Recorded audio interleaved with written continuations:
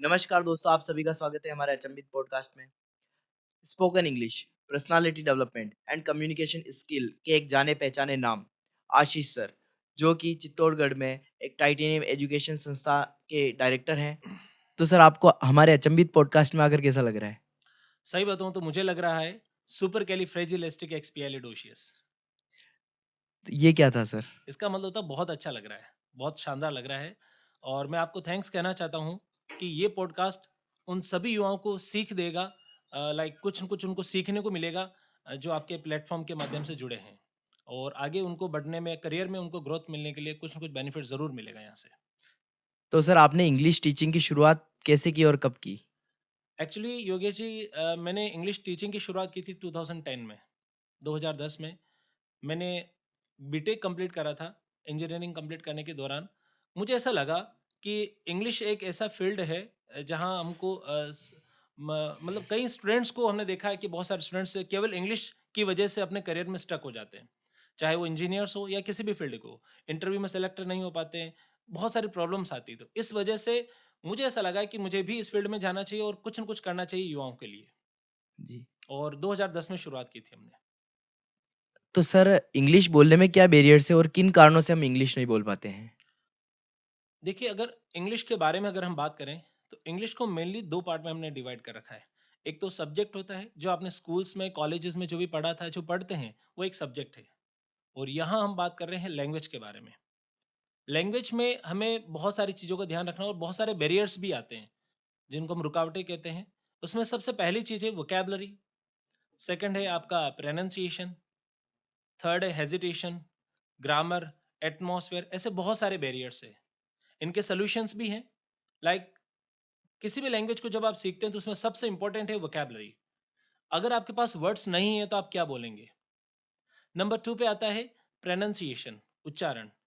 Pronunciation को improve करने के लिए हमें प्रैक्टिस की ज़रूरत होती है। बिना प्रैक्टिस के हम प्रोनाउंसिएशन को इम्प्रूव नहीं कर सकते हैं। प्रोनाउंसिएशन के लिए लाइक आपने देखा होगा कि किसी शब्द को सही तरीके से बोलना उसका प्रोनाउंसिएशन होता है। लाइक उसका जो उस वर्ड का सही उच्चारण जो होता है उसको आप किस तरह से बोल रहे हैं, वो उसका प्रोनाउंसिएशन होता है। लेकिन अगर आप इंग्लिश बोल रहे हैं तो आपका प्रोनाउंसिएशन भी इंग्लिश के अकॉर्डिंग होना चाहिए। तो उसे इम्प्रूव किया जा सकता है ओनली प्रैक्टिस से। वोकैबुलरी के बारे में अगर हम बात करें तो वोकैबुलरी एक बहुत ही इंपॉर्टेंट रोल प्ले करता है किसी भी लैंग्वेज के लिए, चाहे वो इंग्लिश हो या कुछ और लैंग्वेज आप सीख रहे हैं। वोकैबुलरी को अलग-अलग पार्ट में डिवाइड करते हैं। कुछ इडियोमेटिक वोकैबुलरी है, कुछ स्लैंग वर्ड्स हैं, कुछ बेसिक वर्ड्स हैं। आपके माइंड में 2 तरह के वर्ड्स होते हैं। एक तो होते हैं एक्टिव वर्ड्स और एक होते हैं पैसिव वर्ड्स। एक्टिव वोकैबुलरी वो वोकैबुलरी होती है जिन शब्दों को आप यूज़ में ले रहे हैं डेली रूटीन में, चाहे वो इंग्लिश के हो या हिंदी के हो। और पैसिव वर्ड्स वो होते हैं जिनको आपने सीखा तो है, पढ़ा तो है, लेकिन आप उसको यूज़ में नहीं ले पाए।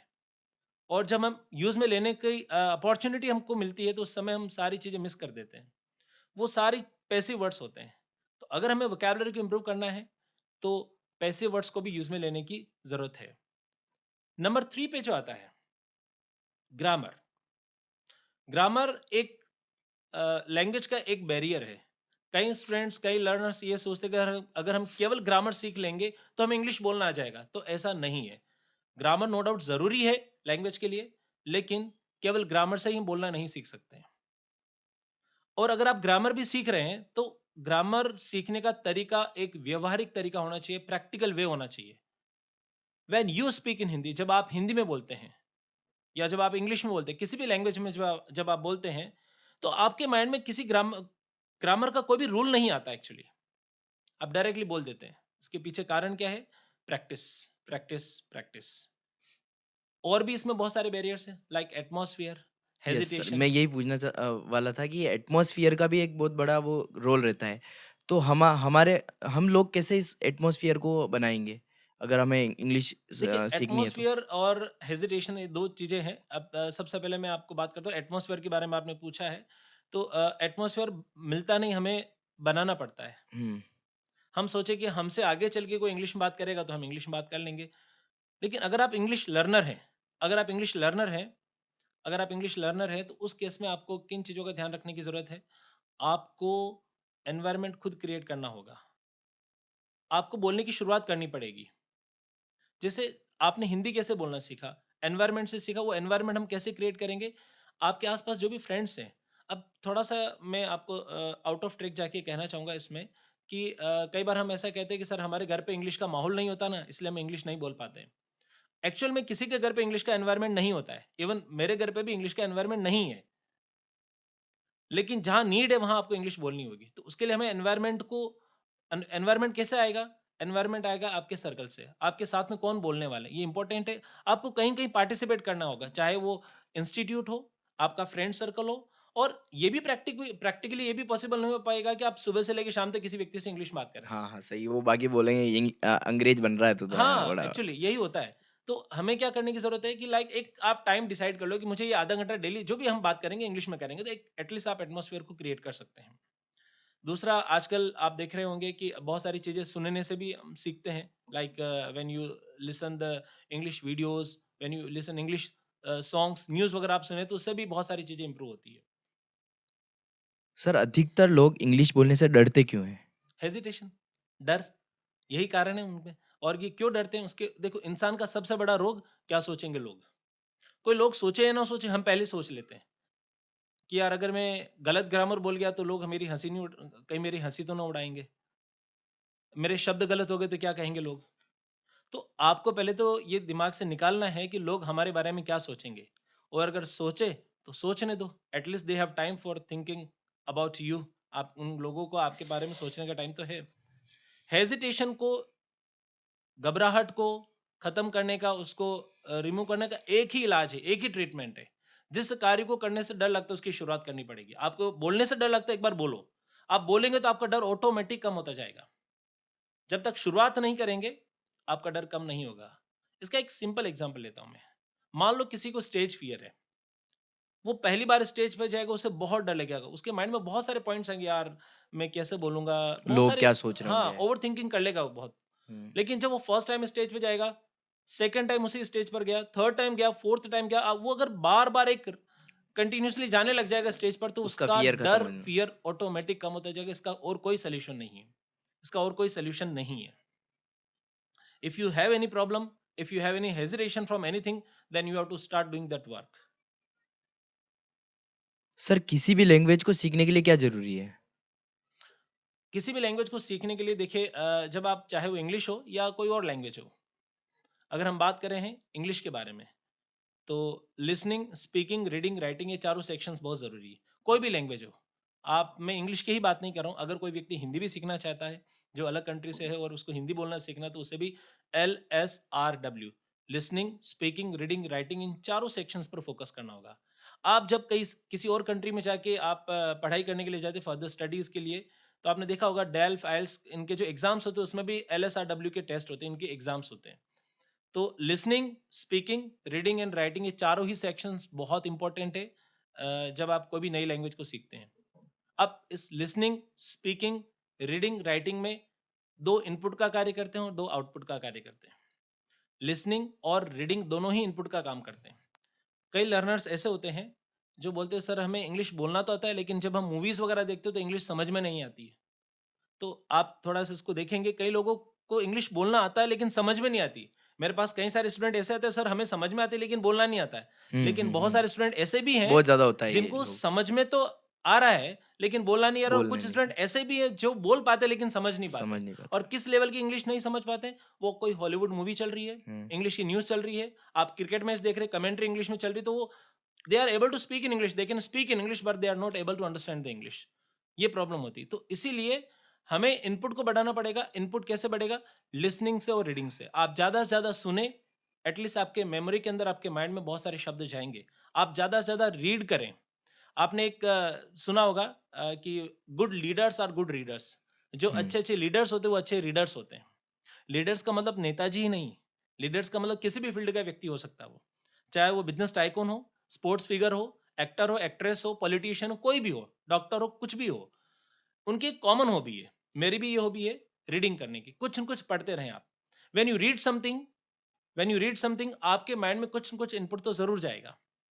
और सुनने से, लिसनिंग से और रीडिंग दोनों से इनपुट आपका बढ़ेगा और इनपुट बढ़ेगा तो आप आउटपुट दे सकते हैं। आउटपुट मतलब स्पीकिंग और राइटिंग।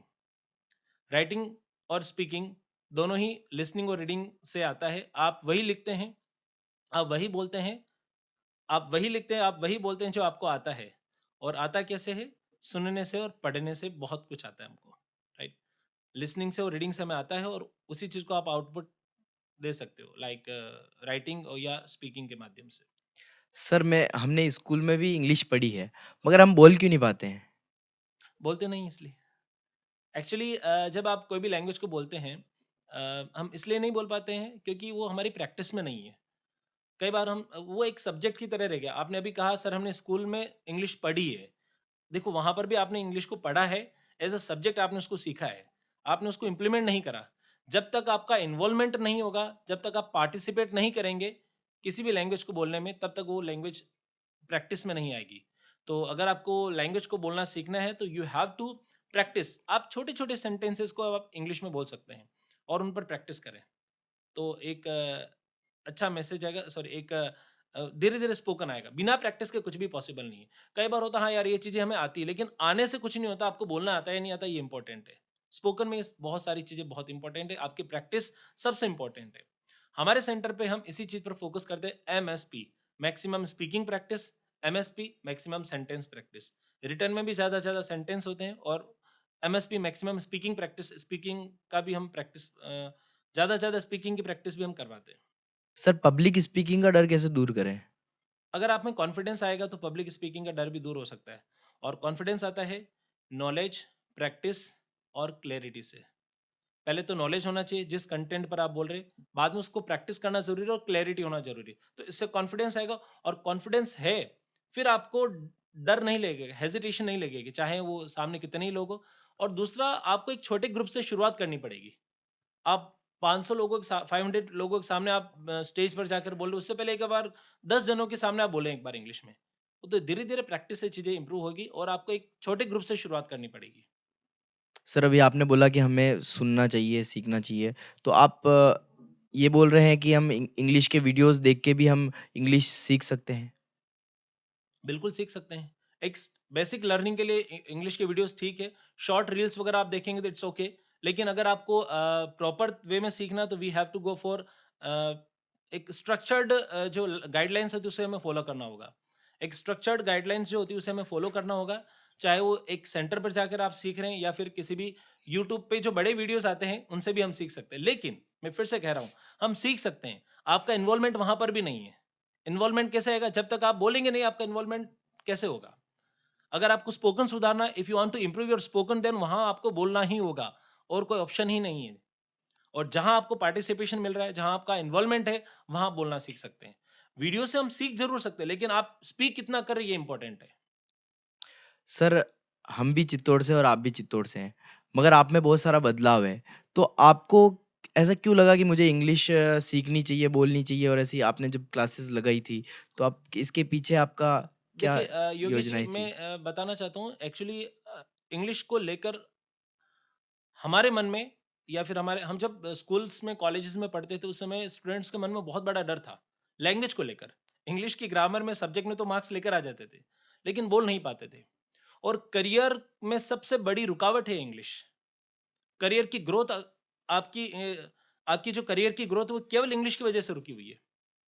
हमारे पास बहुत सारे ऐसे स्टूडेंट्स आते हैं, लाइक अगर हम बात करें, कोई इंजीनियर बन चुके हैं, बीटेक कर लिया, लेकिन उनकी जॉब नहीं लग रही है। डिप्लोमा स्टूडेंट्स, उनकी जॉब नहीं लग रही। बहुत सारे अलग अलग क्षेत्र के स्टूडेंट्स हैं जिनकी जॉब नहीं लग रही। तो जॉब और इंटरव्यू के लिए इंग्लिश बहुत ज़रूरी है।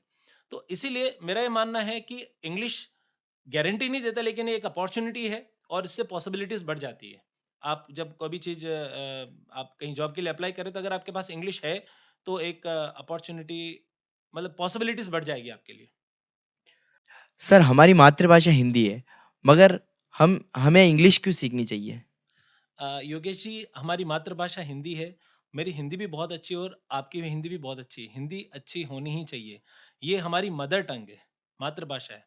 और कई स्टूडेंट्स को, कई लोगों को हिंदी भी प्रॉपर नहीं आती है। तो सबसे पहले मैं कहूँगा हिंदी तो बहुत अच्छे से आनी ही चाहिए। लेकिन अगर हम बात करें इंग्लिश के बारे में, तो इंग्लिश एक ग्लोबल लैंग्वेज है। हर व पूरे वर्ल्ड में, हर कंट्री में या तो फर्स्ट लैंग्वेज इंग्लिश है या फिर सेकंड लैंग्वेज इंग्लिश है। इंडिया में आप देख लो, हमारी मातृभाषा हिंदी है, लेकिन सेकंड अगर कोई कॉमन लैंग्वेज आती है वो है इंग्लिश। और वो क्यों है? 50 से अधिक देशों में केवल इंग्लिश लैंग्वेज बोली जाती है एज़ अ फर्स्ट लैंग्वेज। और बाकी सारे देशों में as a second language English common language है। तो अगर आपको इंटरव्यू स्किल्स, अगर आपको इंटरव्यू में सेलेक्ट होना है, जॉब के लिए आपको अप्लाई करना है, या फिर कहीं पर भी आप अपने करियर में ग्रोथ चाहते हैं, क्योंकि आप विदेश जाना चाहते हैं। अच्छा, अदर कंट्रीज की छोड़ा आप इंडिया में ही साउथ इंडिया में जाएंगे तो वहाँ आपको लैंग्वेज की वजह से प्रॉब्लम्स आ सकती है। वहाँ लोग हिंदी में नहीं बोलते हैं और आपको वहाँ की लैंग्वेज नहीं आती। तो ऐसे केस में एक कॉमन लैंग्वेज निकल कर आती है, वो है इंग्लिश। इसीलिए हमें इंग्लिश सीखनी चाहिए। मैं कहता हूँ कि हिंदी हमारी मातृभाषा है, वो हमारी पहचान है एक्चुअली। हिंदी हमारी पहचान है, लेकिन इंग्लिश एक अवसर है, इंग्लिश एक अपॉर्च्युनिटी है, जो आपको अपने करियर के दरवाज़ों को खोलने का एक मौका देती है। तो Hindi is our mother tongue, but English is an opportunity. तो जब आप अपॉर्च्युनिटी है तो उसका हमें पूरा उपयोग करना चाहिए, और आगे आपको करियर में ग्रोथ के लिए इंग्लिश बहुत ज़रूरी है। Not only in career, even normally भी जब आप स्पीक आउट करते हैं, नॉर्मली जब आप कम्युनिकेट करते हैं विद एनी पर्सन, तो आई थिंक इंग्लिश की वजह से हम स्टक हो जाते हैं। तो वो कॉन्फिडेंस लाने के लिए ज़रूरी है। क्या इंग्लिश सक्सेस की गारंटी देता है? नहीं, इंग्लिश सक्सेस की गारंटी नहीं देता है, लेकिन ये एक पॉसिबिलिटी को बढ़ा देता है। एक संभावना बढ़ जाती है। जब अगर आपको इंग्लिश आती है, तो ये गारंटी नहीं कि आप केवल इंग्लिश आने की वजह से सक्सेस हो जाएँगे, लेकिन पॉसिबिलिटी बढ़ जाती है सक्सेस होने की। नंबर 2, आपके सामने 2 व्यक्ति हैं। एक ऐसा व्यक्ति जो केवल एक लैंग्वेज जानता है और दूसरा व्यक्ति जिसको एक से अधिक लैंग्वेजेज़ आती है। तो जिस व्यक्ति को एक से अधिक लैंग्वेजेज़ आती है, उसके लिए अपॉर्च्युनिटीज़ भी ज़्यादा हैं और पॉसिबिलिटीज़ भी ज़्यादा हैं। तो आई थिंक अगर आपको एक और लैंग्वेज आती है, तो आपके लिए अपॉर्च्युनिटी और पॉसिबिलिटी दोनों ही हैं। सर, आपका यूट्यूब पर भी चैनल है और आप सोशल मीडिया पे भी एक्टिव रहते हैं। तो क्या हम आपके वीडियो से भी इंग्लिश सीख सकते हैं? मैं शॉर्ट्स भी डालता हूँ, और देखिए इसमें 2 तरीके हैं। एक तो है कि आप शॉर्ट्स वीडियोज़ देखकर, शॉर्ट वीडियोज़ जो हैं, जो 40-50 सेकंड्स के या 1 मिनट के वीडियोज़ जो हैं, उनसे हम वोकैब्युलरी को इम्प्रूव कर सकते हैं। कुछ शब्दावली आपकी इम्प्रूव हो सकती है, क्योंकि उसमें सेंटेंस के साथ उनका यूज़ होता है। और कुछ बड़े वीडियोज़ होते हैं जिनसे आप स्ट्रक्चर्ड चीज़ें सीख सकते हैं। लेकिन अगर आपको स्पोकन सीखना है, तो आपका इन्वॉल्वमेंट ज़रूरी है, आपका पार्टिसिपेशन ज़रूरी है। बिना इन्वॉल्वमेंट के, बिना पार्टिसिपेशन के स्पोकन नहीं आता है। जैसे किसी को तैरना सीखना है, तो केवल थियोरेटिकल नोट्स या वीडियोज़ देखने से वो तैरना नहीं सीख पाएगा, उसे पानी में कूदना ही पड़ेगा। ऐसे ही अगर आपको इंग्लिश बोलना सीखना है, तो आपको बोलना ही पड़ेगा।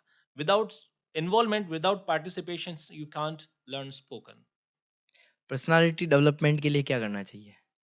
पर्सनालिटी डेवलपमेंट में बहुत सारे ट्रेट्स आते हैं। ट्रेट्स मतलब उसकी विशेषताएं हैं, जिसमें आपका communication skills, language skills, mind management, आपका दैट इमोशनल इंटेलिजेंस, और भी ऐसे बहुत सारे टॉपिक्स आते हैं पर्सनालिटी डेवलपमेंट में, जो आपके the way of talking, the way of thinking, the way of sitting, your body language, your dressing sense, ये सारी चीज़ें पीढ़ी में आती सर, हैं। अभी माइंड मैनेजमेंट बोला आपने, तो माइंड मैनेजमेंट कैसे करते हैं?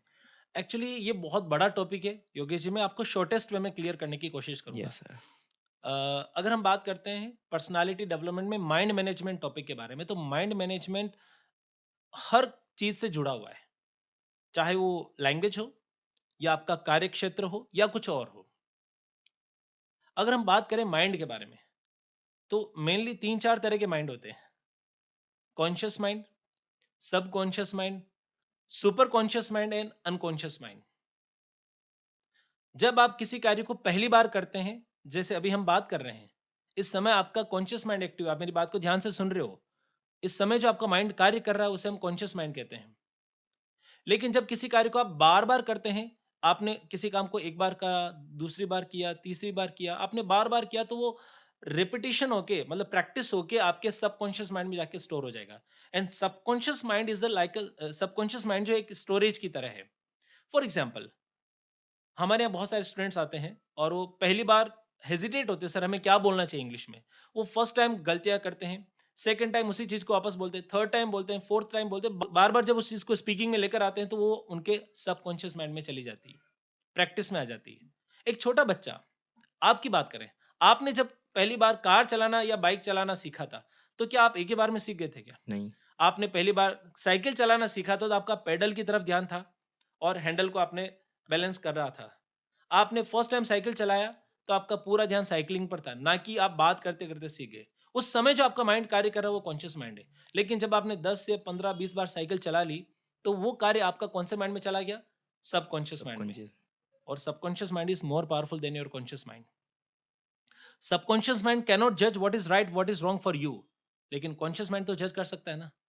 तो सबकॉन्शियस माइंड में वही चीज जाएगी जो आप प्रैक्टिस करोगे. अब चाहे वो अच्छी चीज है तो भी सबकॉन्शियस माइंड में जाएगी, और बुरी चीजें हैं तो भी सबकॉन्शियस माइंड में जाएगी. तो किसी व्यक्ति का अगर पॉजिटिव एटीट्यूड है तो क्योंकि उसने पॉजिटिव चीजें प्रैक्टिस की इसीलिए उसका पॉजिटिव एटीट्यूड है. और अगर किसी व्यक्ति का नेगेटिव एटीट्यूड है या फिर वो नेगेटिव सोच रखता है तो उसके सबकॉन्शियस माइंड में बहुत सारी चीजें नेगेटिव भरी हुई है. तीसरा होता है सुपर कॉन्शियस माइंड. वो क्रिएटिविटी को लेकर आता है. जैसे कि आप लोग ये कार्य जो कर रहे हैं ये क्रिएटिविटी का कार्य है.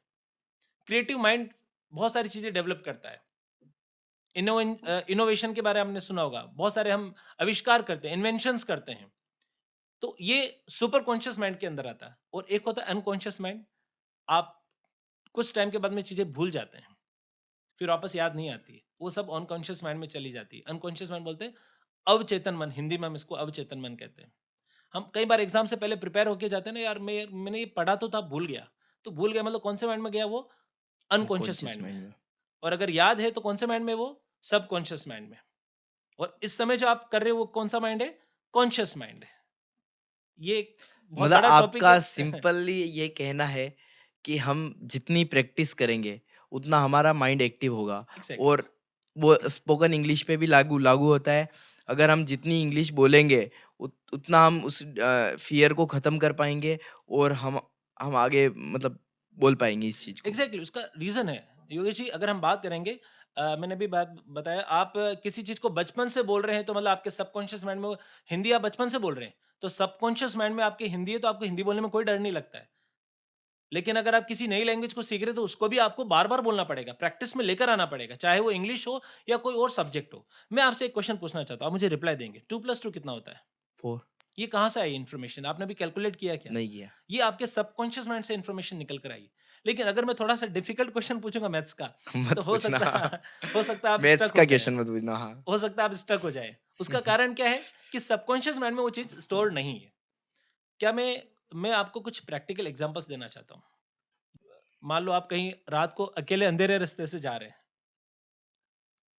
और अचानक से कोई हलचल होती है उस अंधेरे रास्ते में, तो आपके माइंड में क्या आएगा? अरे यार कुछ प्रॉब्लम तो नहीं है, कोई भूत प्रेत तो नहीं है, या फिर ऐसा कुछ तो नहीं है. ऐसा माइंड में आ सकता है, मुझे नहीं पता है कि नहीं है, राइट है ना. अब ये आया कैसे आपके माइंड में? कैसे आया आप बताइए. डर. ये डर कहाँ से आया? सुना. कैसे सुना? लोगों से. और उसको प्रैक्टिस किया आपने, प्रैक्टिस किया. इसीलिए. सांप को आपसे डर लगता है क्या? या नहीं. आपको सांप से डर लगता है क्या? हमें सांप से डर लगता क्यों है. लगता है? हमें बताया गया है कि डसता है. हाँ, आपको सांप से डर लगता है क्योंकि आपके माइंड में ये चीजें हैं, सबकॉन्शियस माइंड में, कि इसमें जहर होता है. ऐसी बहुत सारी चीजें आपके माइंड में है. हम्म. लेकिन वही 2 महीने के बच्चे या 3 महीने के बच्चे के सामने आप सांप लेकर चले जाए तो क्या उसको डर लगेगा क्या? क्यों नहीं लगेगा? उसका सबकॉन्शियस माइंड बिल्कुल खाली है, उसके माइंड में कुछ भी नहीं है अभी. उसने कुछ भी प्रैक्टिस नहीं किया है. वो खिलौने की तरह उठा के फेंक देगा उसको. तो इंग्लिश केवल हमारे लिए डर की तरह ही है, बाकी बहुत आसान है ना? आपका ये कहना है. प्रैक्टिस करेंगे तो आसान है. प्रैक्टिस नहीं करेंगे तो सीख तो जाएंगे, लेकिन इम्प्लीमेंट करना बहुत जरूरी. इम्प्लीमेंटेशन बहुत जरूरी किसी भी लैंग्वेज को सीखने के लिए. सर, अभी आपने माइंड मैनेजमेंट को अच्छे से समझाया, तो अब हमारे अच्छे से तो माइंड नहीं समझा, 5 मिनट में मैंने क्लियर करने की कोशिश की. अच्छे से समझेंगे 2 घंटा पूरा पॉडकास्ट इसी पे चला तो जाएगा. अब हमारे को एक क्लास लेने कहाँ आना पड़ेगा? टाइटेनियम पर हमारा इंस्टीट्यूट है चित्तौड़गढ़ के अंदर, टाइटेनियम एजुकेशन नाम से. वहाँ हर तरह की ट्रेनिंग दी जाती है, केवल इंग्लिश ही नहीं है. देखो बोलना एक बच्चा 2 साल में सीख जाता है, लेकिन कैसे बोलना उसकी लाइफ निकल जाती है, नहीं सीख पाता है. ये सब चीज़ें पर्सनालिटी डेवलपमेंट में आती है. क्या आप गारंटी से बच्चों को इंग्लिश सिखा सकते हैं? सर गारंटी शब्द ही गलत है. गारंटी किस चीज़ की? लर्निंग, जब आपको कोई चीज़ सीखनी है तो उसमें कोई गारंटी नहीं होती एक्चुअली. आप मेहनत की गारंटी लो तो आपको सफलता मिलेगी. आप मेहनत की अगर गारंटी लोगे तो आपको सफलता मिलेगी. पर बहुत सारे इंस्टीट्यूट वाले तो कहते हैं ना कि ये गारंटी है, वो गारंटी है, तो वो उनका है, लुकआउट है ना. हमारे यहाँ बहुत सारे स्टूडेंट्स आते हैं, बहुत सारे लर्नर्स आते हैं, सर गारंटीड मैं सीख जाऊंगा क्या? मैंने कहा आप आने की गारंटी रखो, डेली आओ, प्रैक्टिस सेशन अटेंड करें, फिर आप 100% सीखेंगे. अच्छा मुझे एक बात बताओ, गारंटी किस चीज़ की? 100% सीखने की? आप क्या पूछ रहे हैं? गारंटी किसकी? 100% सीखने की क्या? नहीं, इंग्लिश सीखने की, हाँ, बोलने की. इंग्लिश सीखने की गारंटी है. अच्छा. 100% कुछ नहीं होता है, because everything is better than best. कोई भी लैंग्वेज में बेस्ट नहीं हो सकता है. आपको अगर इंग्लिश आती है तो मुझे हो सकता है आपसे बेहतर आती हो, कि मुझसे बेहतर किसी और को आती हो। लेकिन बेस्ट कुछ नहीं होता, बेस्ट का मतलब होता है कि आपने सीखना बंद कर दिया, आपको कुछ नई सीखने की ज़रूरत है। तो everything is better than best. Sir which is more important, degree और स्किल? बोथ आर इम्पोर्टेंट, केवल डिग्री इम्पोर्टेंट नहीं है। केवल स्किल होगी चल जाएगा, लेकिन अगर डिग्री और स्किल्स दोनों हैं तो बहुत अच्छा कॉम्बिनेशन रहेगा ये। आज का युवा केवल डिग्रीज़ के पीछे पड़ा हुआ है कि सर मुझे ये डिग्री चाहिए, ये डिग्री चाहिए, लेकिन डिग्री है आपके पास, अगर स्किल्स नहीं है तो उस डिग्री का हम क्या करेंगे? दूसरा, स्किल्स पर खर्च भी करना पड़े तो करना चाहिए। आजकल यूथ को आप देखिए, सर मेरे को ये वाला फ़ोन चाहिए, मेरे को ये वाली बाइक चाहिए। नहीं, अभी तो काली गाड़ी का शौक चल रहा हाँ, है जो युवाओं भी को। है व्हाटएवर, है ना? तो मटेरियलिस्टिक दुनिया में हम जा रहे हैं और आप अलग-अलग वस्तुएँ खरीदने के लिए बहुत पैसा इकट्ठा कर रहे हैं। लेकिन मैं सही बताऊँ आपको योगेश जी, तो सच्चाई ये है कि हम स्किल्स पर खर्च नहीं कर रहे हैं। मैं एक एग्ज़ाम्पल लेता हूँ। मैं ये नहीं कहूँगा कि आपको ये खरीदना चाहिए या नहीं खरीदना चाहिए। ग्रामीण परिवेश से कुछ स्टूडेंट्स भी आते हैं हमारे पास और उनके पास बुक्स लाने के पैसे नहीं है, लेकिन उनके पास आईफ़ोन ज़रूर मिल जाएगा। हुँ। 40 से 50,000 का फ़ोन ज़रूर मिल जाएगा। मैं ये नहीं कह रहा हूँ उन्हें लेना चाहिए, नहीं लेना चाहिए, उनका लुकआउट है, लेकिन मैं एक एडवाइस देना चाहता हूँ, अगर आपके पास पैसे नहीं हैं और आप फिर भी पेरेंट्स को मजबूर करके कुछ वस्तुएँ खरीद रहे हैं। अगर आपके पास पैसे नहीं हैं, फिर भी पेरेंट्स को मजबूर कर कर कुछ वस्तुएँ खरीद रहे हैं, जिनकी वैल्यू आने वाले टाइम में डाउन होगी। आप एक फ़ोन लो 30,000 रुपए का, आने वाले 6 मंथ के बाद में या 1 ईयर के बाद में उसकी वैल्यू क्या 30,000 30,000 रहेगी क्या? आने वाले 1 साल के बाद क्या उसकी वैल्यू 30,000 रहेगी क्या? कम हो जाएगी। लेकिन अगर उसमें से आपने केवल 10,000 रुपीज़ का मोबाइल लिया, अगर आपके पास पैसे तो आपकी इच्छा जो खरीदिए। लेकिन अगर आपने उसमें से केवल 10,000 का मोबाइल ले लिया और 20,000 खुद पर खर्च किया, खुद पर खर्च करने का मतलब खाना-पीना, घूमना-फिरना नहीं होता केवल। स्किल्स स्किल पर इम्पोर्टेंट। स्किल्स पर खर्च करना। इंग्लिश नहीं आती सीखिए। आप इसको ऐसा मत लीजिए कि मैं इंग्लिश सिखाता हूँ इसलिए ऐसा बोल रहा हूँ। हाँ, आप इंग्लिश नहीं आती तो वो सीखिए, कंप्यूटर नहीं आता वो सीखिए, आपको कार चलाने नहीं आता वो सीखिए, आपको स्विमिंग सीखना स्विमिंग सीखिए, आप म्यूज़िक सीखिए। आपके आपको जो सीखना वो सीखिए। स्किल्स पर युवा खर्च नहीं कर रहा है, जबकि सबसे ज़्यादा उसको इन्वेस्टमेंट वहीं करना चाहिए। बिकॉज़ आपने अगर कार चलाना सीख लिया, आपने अगर इंग्लिश बोलना सीख लिया, आपने अगर इंग्लिश बोलना सीख लिया तो उस इंग्लिश बोलने का बेनिफिट आपको जीवन के अंत समय तक मिलता रहेगा। किसी को अगर बाइक चलाना आता है, तो उसका बेनिफिट उसको जीवन के अंत तक मिलता रहेगा। अगर आप स्किल्स पर खर्च करेंगे तो ये आवश्यक नहीं कि उस स्किल का बेनिफिट अभी का अभी आपको मिले। हो सकता है बाद में मिले या नहीं मिले, लेकिन आपके अंदर स्किल्स है, कॉन्फिडेंस हमेशा रहेगा कि मुझे ये भी आता है। और उसके लिए पैसे खर्च करने पड़े तो करना चाहिए। मेरा मानना ये है, आप दूसरी वस्तुओं में भी तो पैसे खर्च कर रहे हैं। तो युवा को ये देखना चाहिए कि स्किल्स पर खर्च करें, उसका बेनिफिट आपको जीवन के अंत तक मिलता रहेगा। दूसरी बात, आपके पास अगर अभी 100 रुपीज़ हैं पॉकेट में, तो आप मुझे देंगे तो आपके पास 100 रुपीज़ कम हो जाएँगे। आपके पास फ़ोन है, फ़ोन गिर गया तो नुकसान हो गया आपका। लेकिन अगर आपके पास नॉलेज है, तो ना तो उसको कोई चुरा सकता है, ना वो कहीं गिर सकता है। अगर किसी व्यक्ति की आप रिस्पेक्ट केवल इस वजह से करते हैं क्योंकि उसके पास अच्छी कार है, अच्छे पैसे हैं, तो जब तक वो कार और पैसे हैं, तब तक रिस्पेक्ट रहेगी। लेकिन अगर किसी व्यक्ति की आप रिस्पेक्ट इसलिए करते हो क्योंकि उसके पास नॉलेज है, तो वो रिस्पेक्ट हमेशा बनी रहेगी, नॉलेज कभी कम नहीं होता है। I I think you got the answer. Yes sir. पर अब सर आज जो लोगों का झुकाव है, जैसे पेरेंट्स हैं, तो पेरेंट्स का भी यही मानना है कि मतलब बच्चे को स्किल ना सिखा के मतलब एक नहीं, ही वे में पेरेंट्स तो लोगों सिखाना को। चाहते हैं, पेरेंट्स तो सिखाना चाहते हैं और पेरेंट्स के लिए भी मैं कहना चाहूँगा कि बच्चों को फ़ोन देकर वो खुद रील्स देखने लग जाते हैं। हाँ, वही वही बात है। तो फ़ोकस तो वो खुद बिगाड़ रहे हैं। फ़ोकस क्यों नहीं कर पा रहा? कोई भी बच्चा, आप, मैं बच्चों की बात नहीं कर रहा हूँ, मैं आपकी बात कर रहा हूँ, मैं मेरी बात कर रहा हूँ। हम रील्स देखते हैं, अच्छी बात है, मैं देख रहा हूँ आपके पास टाइम है, it's a part of entertainment, हमारी भी रील्स देखेंगे, यस। है ना? तो लेकिन सबसे इम्पोर्टेंट है, क्या है कि वो क्या देख रहे हैं? कंटेंट उनका क्या है? आजकल कोई प्रोटोकॉल नहीं है एक्चुअली ना। पेरेंट्स के लिए मैं कहना चाहूँगा वो बच्चों को फ़ोन दे देते हैं, वो रील्स देख रहे हैं, पेरेंट्स भी रील्स देख रहे हैं, बच्चे भी रील्स देख रहे हैं। It's okay. आप थोड़ा-सा रूल्स बनाइए। पता कुछ कंट्रीज़ में 16 से नीचे अगर आपकी एज है तो आप फ़ोन अलाउड ही नहीं है। कानून में नहीं उनके, लॉ के अंदर ही नहीं है।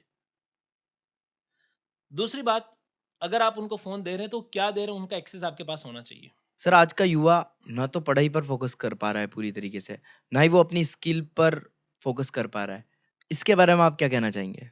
सर आंसर आपके पास ही है, वो फ़ोकस नहीं कर पा रहा है। क्यों नहीं कर पा रहा फ़ोकस? फ़ोकस हो गया अगर उसका पढ़ाई पे या स्किल्स पे तो सारी चीज़ें फिर उसके लिए सेकेंडरी हो जाएगी। अभी उसकी प्रायोरिटी में कुछ और चल रहा है। एक्चुअली क्या हम फ़ोकस क्यों नहीं कर पाते हैं? एक छोटा-सा एग्ज़ाम्पल लेता हूँ। आप मोबाइल पे रील्स वगैरह देखते हैं? देखते हैं? राइट। आप पहले वीडियोज़ आते थे यूट्यूब पे भी, तो 1 घंटे की स्ट्रेंथ होती थी या फिर आधे घंटे का वीडियो होता था। आप हुँ, कोई मूवी देख रहे हैं, अच्छा है, मूवी देखना भी अच्छा है। एटलीस्ट आपका माइंडसेट एक जैसा रहता था। हुँ। फिर यूट्यूब पे वीडियोज़ आए, आधे घंटे का वीडियो आप देख रहे हैं, तो आपका माइंडसेट एक जैसा, कोई लर्निंग चीज़ देख रहे हो तो लर्निंग जैसा वीडियो देख रहे हैं, कोई कॉमेडी तो कॉमेडी देख रहे हैं। अब धीरे-धीरे वो वीडियो की स्ट्रेंथ क्या हो गई 1 मिनट, शॉर्ट्स में आने लग गए। 40-60 सेकंड या स्क्रॉलिंग, हाँ, स्क्रॉलिंग। स्क्रॉलिंग होने। तो अब आप देखिएगा, आपने एक रील देखी जिसमें कोई इमोशनल बात हो रही है, तो आप इमोशनल हो गए। 30 सेकंड के बाद में दूसरी रील आई जिसमें कोई कॉमेडी आई, तो आप बिल्कुल अंदर से दैट हँसने लग गए। हुँ, तीसरी कोई रील आई जो बहुत ऐसी कुछ दुःख है उसके अंदर, तो आपका माइंडसेट वापस आपकी स्थिति निराश। चेंज हुई। अगली रील आई कोई भक्ति भाव से रिलेटेड, तो आपको बहुत अच्छा लगेगा, आपको फील गुड होगा। फिर कुछ एडल्ट चीज़ आ गई, वो आपने देख ली, फिर कुछ और देख लिया। तो आप खुद ही देखिए ना सर, कि हर 30 से 40 सेकंड में आपका माइंडसेट, आपकी माइंड की स्थिति बदल रही है। आप कैसे फ़ोकस करेंगे? आप 30 सेकंड के लिए खुश हो रहे, अगले 30 सेकंड में दुखी हो रहे हो, अगले 30 सेकंड में आप फिर वापस कॉमेडी जैसा आपका फ़ील हो रहा है, फिर आपको दुःख हो रहा है, तो आपका फ़ोकस कैसे रह पाएगा? आजकल अगर आपको पढ़ना भी है, तो पढ़ने से पहले मैं आपको एक एडवाइस देता हूँ। सबसे पहले हम हमारे फ़ोन को दूर रखें। फ़ोन से पढ़ रहे हैं तो इट्स ओके। यस अगर सर। फ़ोन से नहीं पढ़ रहे हैं, कुछ आप बुक्स और नोटबुक लेकर आप रीड आउट कर रहे हैं, स्टडी कर रहे हैं, तो फ़ोन को थोड़ा-सा दूर रखें। एक बुक है जिसके अंदर छोटी-छोटी आदतों में बदलाव करके हम बहुत बड़ा बदलाव ला सकते हैं, ऐसा लिखा गया है। आप पढ़ाई कर रहे हैं, आपको कोई काम नहीं है, फिर भी आप 2 मिनट बाद फ़ोन देखेंगे, अनलॉक करा, कुछ चीज़ें चेक की, फिर वापस रख देंगे। फिर वापस 5 मिनट बाद में वापस आप फ़ोन को स्क्रॉल करेंगे। यही तो बात सर जैसे मतलब सोशल मीडिया पे हम देखते हैं, कोई रील आ रही हो तो उसको देख के मतलब हमें मोटिवेशन मिल रहा है उसको देख के। फिर वापस आपने बोला कि वो दूसरी रील आ गई तो फिर से हम निराश हो गए, ठीक है? वो मोटिवेशन मिल रहा है लेकिन इम्प्लीमेंट तो हम कर ही नहीं पा रहे हाँ, ना। वो काम नहीं कर पा रहे हम उस चीज़ एग्ज़ैक्टली। में, यस। दूसरा सर वो रील जो है तो आपको करना क्या है, फ़ोन को दूर रख दो। आलसी तो हम ऑलरेडी हैं। अगर आपने फ़ोन को थोड़ा-सा दूर रख दिया तो आप पढ़ाई करेंगे, तो कुछ काम भी होगा तो आप थोड़ा इग्नोर किया, पर थोड़ी देर सर बाद में यही देख तो लेते काम हैं। सबसे बड़ा मुश्किल है ना, ये सबसे तो इसको करना शुरुआत किसको करनी पड़ेगी? हमें ही शुरुआत करनी हमें। पड़ेगी। दूसरी चीज़, मैं एक मैं स्टूडेंट से मिला था, बोले सर मैं फ़ोकस नहीं कर पाता हूँ। हमारे इंस्टीट्यूट आते थे, वो इंग्लिश सीखने के लिए आते थे, लेकिन दूसरे सब्जेक्ट में भी बोले सर पढ़ाई नहीं हो पाती। आधा घंटा बैठता हूँ फिर वापस कुछ ऐसे मतलब कुछ न कुछ होता ही रहता है। तो मैंने उसको कहा कि मैंने उन्हें कहा कि आप है ना पढ़ाई मत करो, आप पहले 2 घंटे बैठने की प्रैक्टिस करो, हुँ, बिना फ़ोन के, बिना किसी गैजेट के। मैंने उनको ये टास्क दिया कि आपको 2 घंटे बैठना है, अपनी एक टेबल और चेयर है, वहाँ बैठना है आपको। ना टीवी देखना, ना फ़ोन देखना, बस बैठना। आपकी इच्छा जो करो। आप पढ़ो, आप हँसो, आप लिखो, आप कुछ भी करो, 2 घंटे आपको एक साथ बैठना है। आपने अगर बैठने की प्रैक्टिस कर ली ना, तो पढ़ने की प्रैक्टिस भी हो जाएगी। पढ़ने पर भी आपका फ़ोकस ऑटोमैटिक आएगा, ध्यान रखिएगा। होते हैं ना कई लोग, जैसे मैं मेरी बात ही करता हूँ ना। कई लोग होते हैं, आपने देखा होगा कि हम एक्सरसाइज़ कई लोग होते हैं, हम सर सुबह एक्सरसाइज़ नहीं कर पाते हैं, योगा नहीं कर पाते।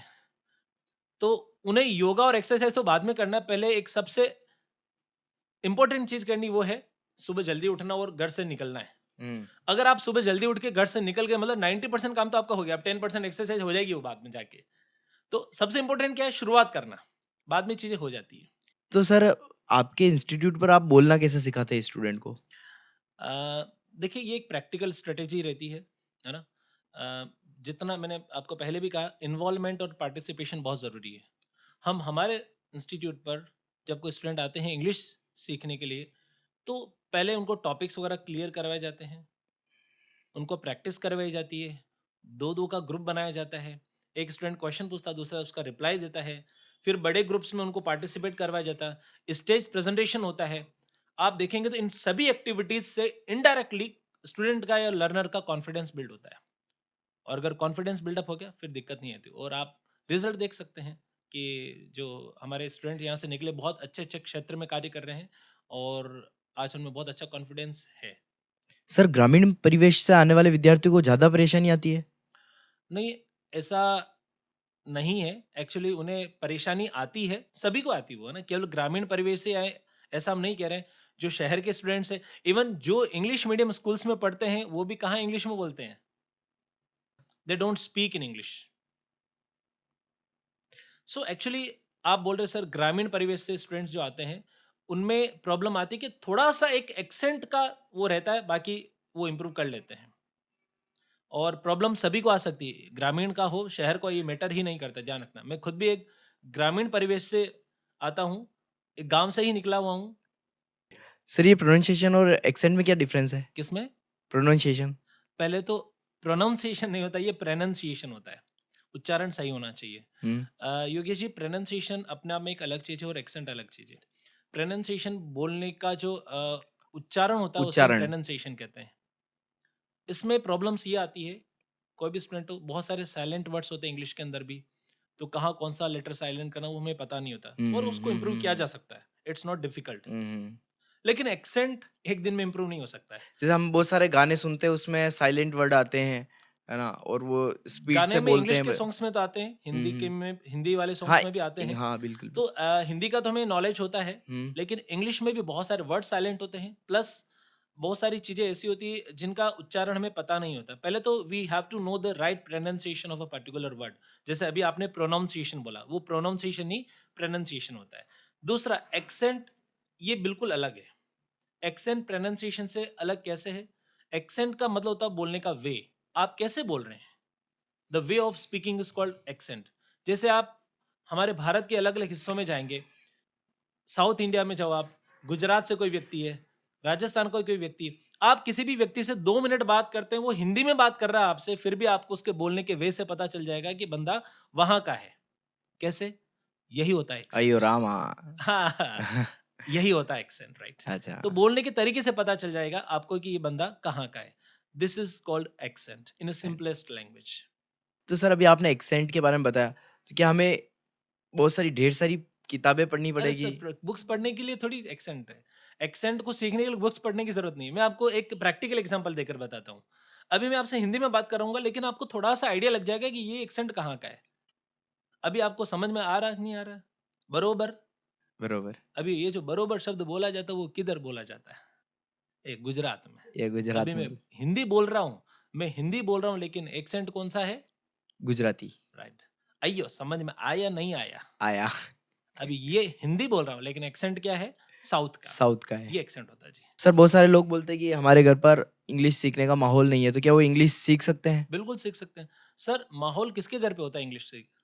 मैं मेरे घर की बात करूँ तो मेरे घर पे कोई इंग्लिश बोलने का माहौल थोड़ी है क्या? उसका कारण है, देखो आपको थोड़ा-सा प्रैक्टिकल होना पड़ेगा। हुँ। हम इंडिया में रहते हैं, हम भारत में रहते हैं, और यहाँ हमारी फर्स्ट लैंग्वेज क्या है? हिंदी। हम हिंदी में ही बात करते हैं। हम तो घर पे मेवाड़ी में या फिर राजस्थानी में बात करते हैं। हम तो घर पे मेवाड़ी में बात करते हैं, एंड आई लव मेवाड़ी। लेकिन जहाँ ज़रूरत पड़े इंग्लिश बोलने की, तो वहाँ इंग्लिश बोलना चाहिए। मैं ऐसा कभी नहीं कहूँगा कि आप हर व्यक्ति से इंग्लिश में ही बात करें। मैं आपको कहूँगा आप अपने दादाजी से, अपने पिताजी से इंग्लिश में बात करें, लेकिन अगर वो इंग्लिश नहीं समझ सकते हों, अगर वो इंग्लिश नहीं समझते हैं, तो वहाँ इंग्लिश बोलने का कोई मतलब नहीं है। जहाँ समझे वहाँ बोलो, और जहाँ ज़रूरत है वहाँ बोलो। तो even I don't talk in English at my home, I talk only in Hindi और इन मेवाड़ी विद माय पेरेंट्स।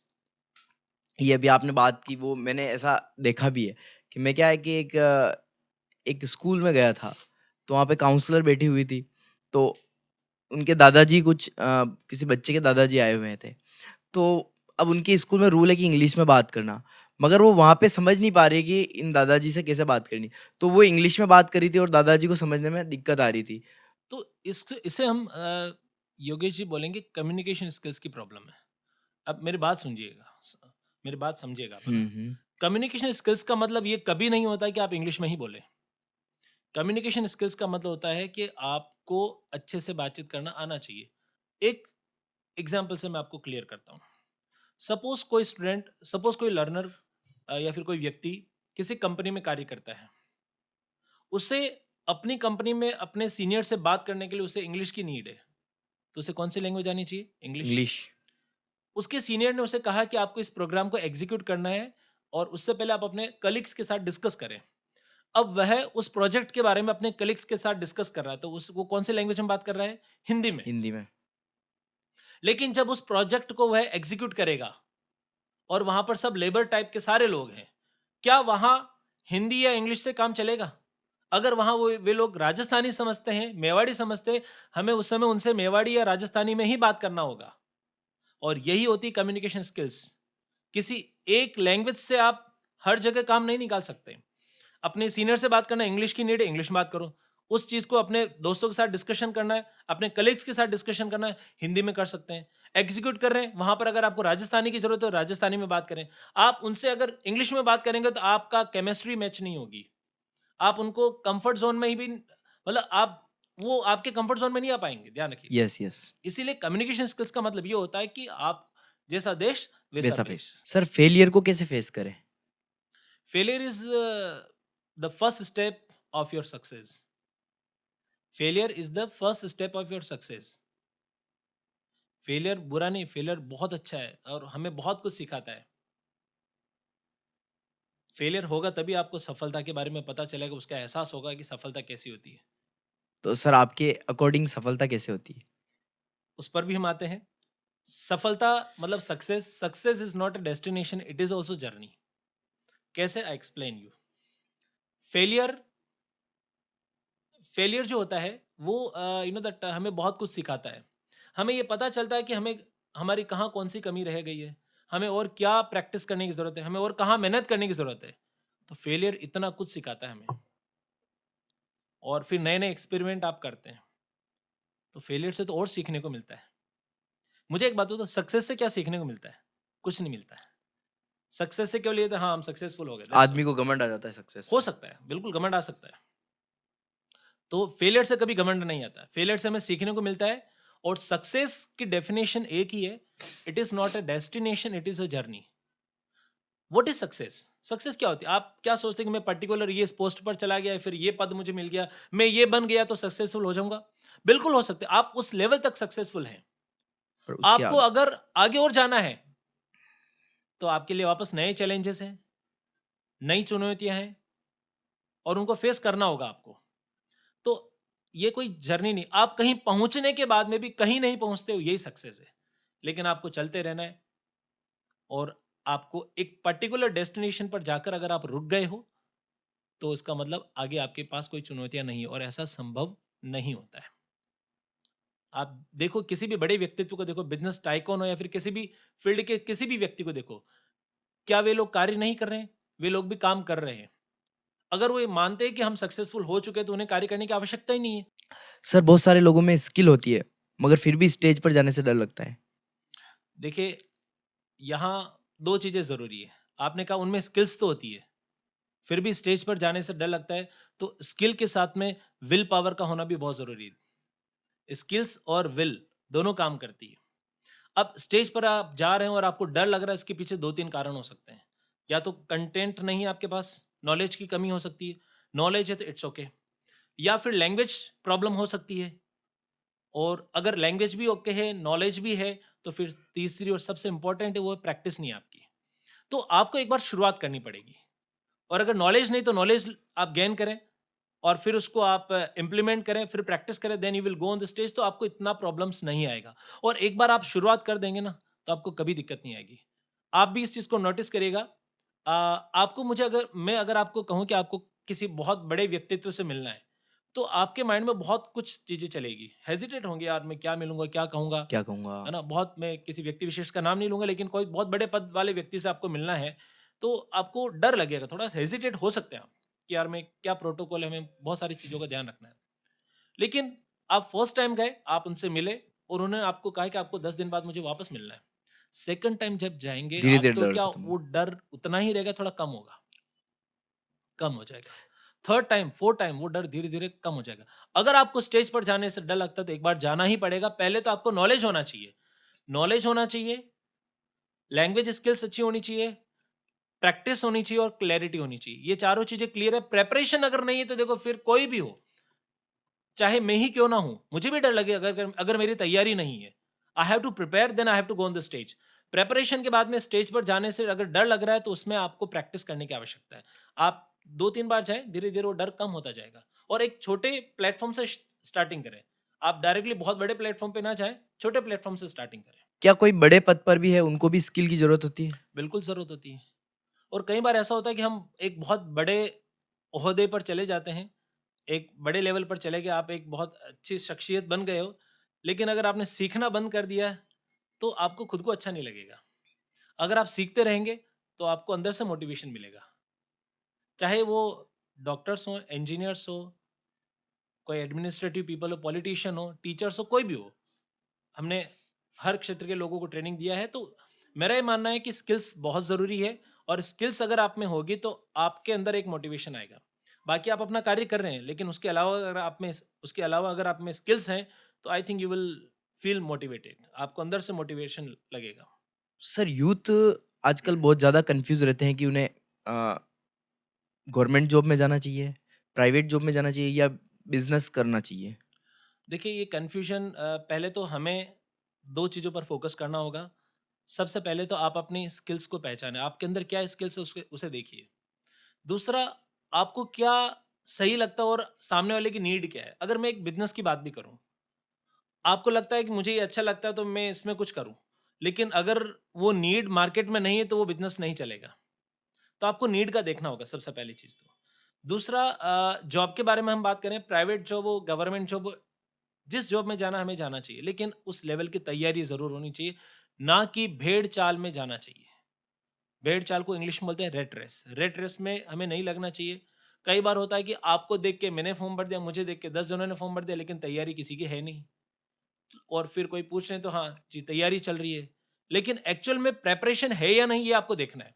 अगर आपकी उस लेवल की तैयारी है तो बिल्कुल नो डाउट आपको जाना चाहिए, आपको एफर्ट्स लगाने चाहिए। लेकिन प्रिपरेशन नहीं है और आप प्रिपरेशन करना भी नहीं चाहते हैं और बस केवल आपने फॉर्म फिल कर रखे हैं और आप चाह रहे हैं कि हमारी जॉब लग जाए, तो आई थिंक वो मुश्किल रहेगा, फिर पॉसिबल नहीं हो पाएगा। सर, आपके मोटिवेशनल सेमिनार भी होते हैं, तो उसके बारे में आप कुछ बताइए? देखिए, हमारे मोटिवेशनल सेमिनार तो हम बहुत सारी जगह हमारे होते हैं, लाइक स्कूल्स हैं, कॉलेजेस हैं, टीचर्स ट्रेनिंग प्रोग्राम है, अलग-अलग जगह हमारे सेमिनार्स होते हैं, कंडक्ट होते हैं और उसमें मेन मुद्दा जो होता है वो लर्निंग का रहता है एक्चुअली। आज हम हमारी लर्निंग को अगर बंद कर देंगे, अगर हम सीखना बंद कर देंगे, तो मुझे ऐसा लगता है age is just only number, age केवल एक संख्या है। आपकी एज कुछ भी हो, अगर आप सीख नहीं रहे तो आप बूढ़े होते जा रहे हैं। और अगर आप सीख रहे हैं तो आप अभी भी यंग हैं, एज चाहे कुछ भी हो। सो हमें सीखते रहना चाहिए। मैं आपसे भी एक क्वेश्चन पूछना चाहूँगा कि हम जब सुबह उठते हैं, उठने के बाद में आप ये सोचो कि आज मुझे कुछ नया सीखना है और सोने से पहले ये वापस उस चीज़ को सोचो कि मैंने जो सुबह सोचा था वो काम हुआ या नहीं हुआ। तो आप खुद को अपडेट करने लग जाएँगे। आजकल हम मोबाइल को अपडेट करते हैं, सॉफ्टवेयर अपडेट करते हैं, लेकिन अगर हम खुद को अपडेट नहीं करेंगे, तो आई थिंक हमारी लर्निंग हो नहीं पाएगी। तो आप अपडेट करेंगे तो आपको कुछ सीखना होगा आजकल और हमारी ज़िम्मेदारी ये बन गई कि उठते ही एक बार तो व्हाट्सएप पे जाना, फिर इंस्टाग्राम चेक करना, फिर वो सारी चीज़ें ठीक है, ये इट्स ओके, वो routine. Part of entertainment, it's okay and if you are using it for your career it's good, right? But अगर आप खुद को अपडेट नहीं करेंगे, तो चाहे दूसरी चीज़ अपडेट हो या ना हो, इट डज़न्ट मैटर, आपको खुद को अपडेट रखना बहुत ज़रूरी है। दूसरी बात, सेमिनार्स के अंदर हमारे बहुत सारे अलग-अलग कंटेंट्स होते हैं, ट्रेनिंग प्रोग्राम्स होते हैं, उसमें लाइक कम्युनिकेशन स्किल्स के अलग प्रोग्राम्स होते हैं, कॉन्फिडेंस बिल्डिंग अलग कंटेंट होता है। एक ही 2 घंटे में हम सारे कंटेंट क्लियर नहीं कर सकते, पूरा एक स्ट्रेटेजी रहती है और पूरा एक प्लान होता है और सामने वाले की नीड के ऊपर बेस्ड हमारे प्रोग्राम्स होते हैं और वो सक्सेसफुल जाते हैं। लेकिन एक कॉमन चीज़ ये है कि लर्निंग पर हमें फ़ोकस रहना ही है। आपकी ऐज कुछ भी हो, आप किसी भी फ़ील्ड में अगर आप सीखते रहेंगे, तो आपको खुद को अंदर से अच्छा महसूस होगा। यू विल फ़ील बेटर, आपको अच्छा महसूस होगा। तो मेरा मानना है सीखते रहना चाहिए। Keep learning. सर, स्पोकन और रिटन में क्या डिफरेंस है? देखिए, रिटन हमने स्कूल्स में, कॉलेजेस में सीखा था। उसमें स्ट्रक्चर होती है, ग्रामर होती है और स्पोकन में फ्लुएंसी होती है और कॉन्फिडेंस होता है। ये एक मेन डिफरेंस है। अगर आपकी फ्लुएंसी है, आप अच्छे से बोल पा रहे हैं एंड यू हैव कॉन्फिडेंस। और सबसे पहले हमें स्पोकन में इन्हीं चीज़ों पर कार्य करना चाहिए। हम क्या करते हैं, स्पोकन सीखना, इंग्लिश बोलना सीखना, तो हम पहले ये देखते हैं कि क्या ग्रामर आएगी। ग्रामर धीरे धीरे सही हो जाएगी बाद में। आप पहले बोलना तो शुरू करें। हम शुरुआत ही नहीं करते हैं। तो एक बार शुरुआत करनी चाहिए। तो मेन डिफरेंस ये है, स्पोकन के अंदर फ्लुएंसी और कॉन्फिडेंस और ये रहता है, और रिटर्न के अंदर आपका स्ट्रक्चर, ग्रामर, वोकैबुलरी, वो सारी चीज़ें होती है। स्पोकन में भी ग्रामर, ये सारी चीज़ें इंपॉर्टेंट है। मैं ऐसा नहीं कह रहा हूँ कि इंपॉर्टेंट नहीं है, लेकिन उन पर हम बाद में भी काम कर सकते हैं। एक बार शुरुआत करनी पड़ेगी। चाहे गलत बोल रहे हो या सही बोल रहे हो, बोलना शुरू करें। बाद में उसको सही कर देंगे। चाहे गलत बोल रहे हो, उसको सही बाद में किया जा सकता है। सर पर्सनालिटी डेवलपमेंट में और क्या-क्या चीज़ें हैं? बहुत सारे कंटेंट्स है पीडी के अंदर। जैसा कि मैंने आपको केवल एक कंटेंट एक्सप्लेन किया था, mind management, mind right? Management. बाकी उसके अलावा कॉन्फिडेंस बिल्डिंग, सेल्फ एस्टीम्ड, और लाइक आपकी कम्युनिकेशन स्किल्स तो होती ही है। साथ ही time management, anger management, many things are there. दूसरा एक सबसे इम्पोर्टेंट है, वो है इमोशनल इंटेलिजेंस। इमोशनल इंटेलिजेंस बहुत इंपॉर्टेंट है एक पर्सनालिटी डेवलपमेंट में, और ये हमें सीखना भी चाहिए, समझना भी चाहिए। अब आजकल जब कोई युवा किसी फील्ड में कार्य कर रहा है, तो सारी चीज़ें इम्प्रूव्ड है, लेकिन इमोशनल इंटेलिजेंस बहुत ज़रूरी हो गया। बिकॉज़ लाइक आपके भाव क्या हैं, उसके अकॉर्डिंग मेरे को एक्ट या रिएक्ट करना चाहिए, ना कि मेरे नोट्स के आधार पर। आप समझ रहे हैं ना कि इमोशनल एआई होता है ना, आर्टिफिशियल इंटेलिजेंस। हम हमारी बातें मोबाइल सुन रहा है, ये हुँ। एआई है एक्चुअली ना। लेकिन एआई हमारा पहले से आ चुका है। बच्चा रो रहा है, माँ को पता चल जाता है ये क्यों रो रहा है। ये इंटेलिजेंस पहले से था। इसको बोलते हैं इमोशनल इंटेलिजेंस, और यही इमोशनल इंटेलिजेंस हमारे करियर में भी हमारे काम आता है। आप किसी फील्ड में कहीं कार्य करें, आप सपोज किसी कंपनी में एक मैनेजर पोस्ट पे, या फिर कोई सेल्स मैनेजर है, फिर कुछ पोस्ट पर हैं, सामने कोई कस्टमर आता है, तो आपको उसकी नीड को समझना होगा अपने इमोशनल इंटेलिजेंस के आधार पर, उसके बेस पर। क्या रे बंदे को क्या चाहिए, और उसी के आप जब तक उसके इमोशन को नहीं समझोगे, आप अपना मैसेज प्रॉपर डिलीवर नहीं कर पाएंगे। तो I think emotional intelligence is also very important in personality development. उसके अलावा टाइम मैनेजमेंट। आजकल हर व्यक्ति बोलता है सर मेरे पास टाइम नहीं है। सर टाइम उतना ही होता है, आपके पास भी 24 आवर्स है, मेरे पास भी 24 आवर्स है, सभी के पास वही है। हमें उसमें से टाइम निकालना होता है कि हम हमारी फैमिली को, हमारे प्रोफेशनलिज्म को, हमारी स्टडी को, हम सब चीज़ों को कैसे बैलेंस करें।